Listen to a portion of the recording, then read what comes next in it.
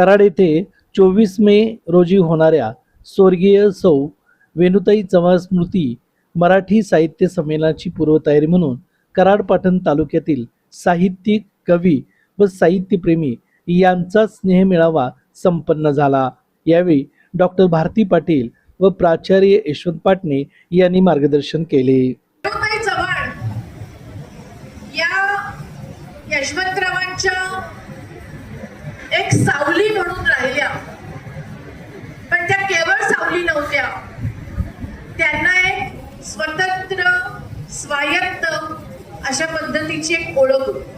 वेणुताईंनी लग्नामध्ये जो उखाणा घेतला होता त्याची नोंद विजया वाड यांनी वेणू नावाच्या एका पुस्तकात केलाय आणि त्यांनी उखाणा घेताना सांगितलं, ब्रह्मानं त्यांना विचारले बघा, ब्रह्मानं माझ्या आत्म्याला विचारलं, केवढा प्रगल्भ शब्द आहे बघा, ब्रह्मानं माझ्या आत्म्याला विचारलं, कोणी घेतला तुझ्या हृदयाचा ठाव?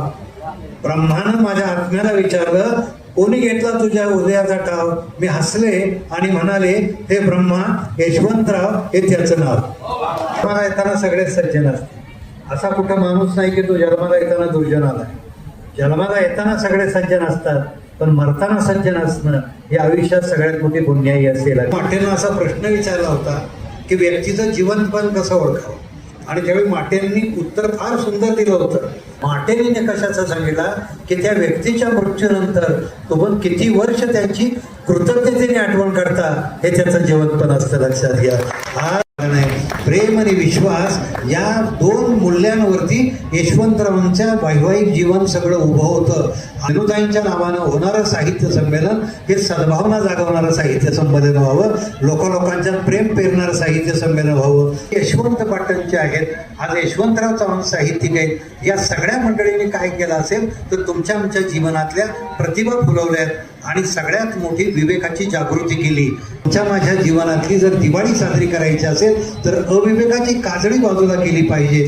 पहा तुम्ही, मी नेहमी सांगतो, सूर बासरीत असतो, बासरी फुंकावी लागते, नंतर सूर जन्माला येतो। वीज पाण्यात असते पण पाण्याला गती द्यावी लागते, नंतर वीज जन्माला येते।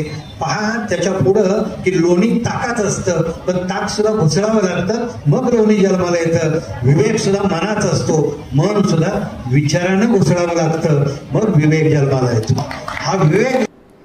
रन फास्ट न्यूज चॅनलसाठी प्राध्यापक दादाराम साळुंके, कराड।